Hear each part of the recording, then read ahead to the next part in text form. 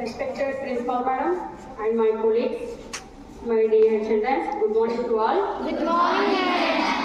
ఇప్పుడు ఈ student activity చేసిన వాళ్ళ కంక్లూజన్ మేడం, ఏ గేమ్ ఆడినా గేమ్ కి ముందు వార్మప్ సెక్షన్ ఎలా చేసుకోవాలి అనేది ఒకటి, బాల్ గేమ్స్ ఒకటి, క్రికెట్, హాకీ, ఈ గేమ్స్ కి వాళ్ళు వార్మప్ సెక్షన్ ఎలా చేసుకోవాలని చూపించారు.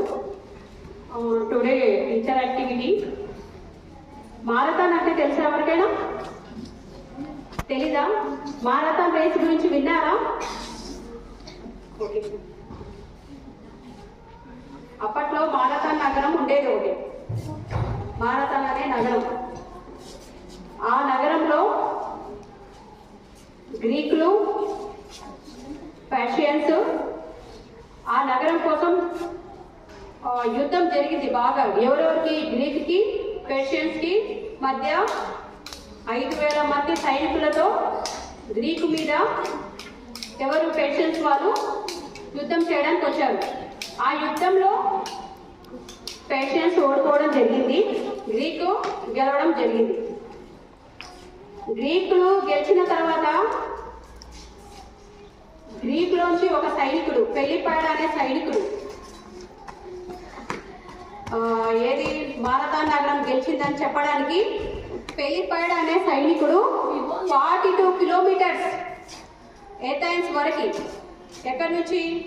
ఇప్పుడు యుద్ధం జరిగిన మారథాన్ నగరం నుంచి ఏథెన్స్ నగరం వరకు 42 కిలోమీటర్స్ తను రక్తాలు కారుతున్నా యుద్ధం చేసిన తర్వాత, యుద్ధం అయిపోయిన తర్వాత గెలిచానని వాళ్ళకు ఇన్ఫార్మ్ చేయాలి కదా.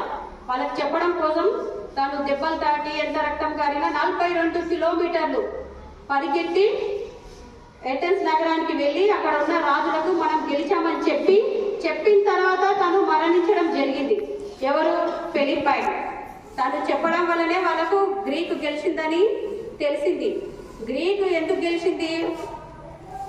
యుద్ధం చేసిన తర్వాత 5,000 మంది మీద తను గ్రీకులు గెలిచిన తర్వాత గ్రీకుల నుంచి ఎవరు వెళ్ళారు? ఫిలిప్పైడ్ అనే వ్యక్తి ఏథెన్స్ వరకు వాళ్ళ రాజులకు చెప్పాలి కదా గ్రీకులు గెలిచామని. అక్కడి వరకు 42 కిలోమీటర్లు పరిగెత్తుకుంటూ వెళ్ళి చెప్పిన తర్వాతనే మనం విన్ అయినాం, మనం గెలిచినాం, మన నగరాన్ని మనం చేజిక్కించుకున్నాము. మన నగరం ఏది? మారథాన్ నగరం.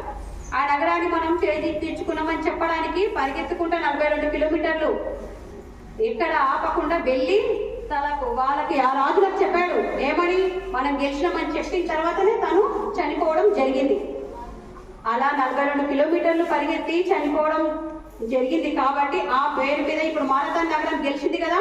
మారథాన్ నగరం గెలవడము ఎందుకోసం? 42 కిలోమీటర్లు గెలిచి పరిగెత్తి గెలవడం వల్ల ఆ మారథాన్ నగరానికి మారథాన్ అని పేరు వచ్చింది. 42 కిలోమీటర్స్ పరిగెత్తడం వల్ల మారథాన్ అనే ఆ రేస్కి, 42 కిలోమీటర్స్ రేస్కి మారథాన్ అనే పేరు రావడం జరిగింది.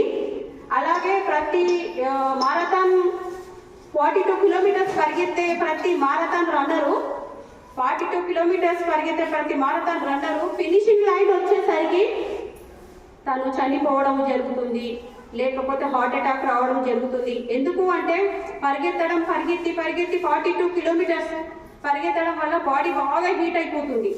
బాడీ హీట్ ఎక్కడం వల్ల పల్స్ రేట్ పెరగడము, హార్ట్ అటాక్స్ రావడము, ఇంకా మజిల్స్లో లాక్టిక్ యాసిడ్ ఎక్కువగా రిలీజ్ అవ్వడం వల్ల పడిపోవడం జరగడము, ఇలాంటివి జరుగుతుంటాయి. ఇంకా నేను ఫినిషింగ్ చేయాలి అని ముందుకు వెళ్తుంటాడు కదా. ఇప్పుడు ఎవరైనా 100 మీటర్లు నేను పరిగెత్తి నేను ఫస్ట్ ప్లేస్ రావాలని ఎంత కసిగా పరిగెడతాడో అట్లా 42 కిలోమీటర్స్ రన్నర్ కూడా దానిపైన ఇష్టం ఉన్నవాడు ఉంటాడు కదా.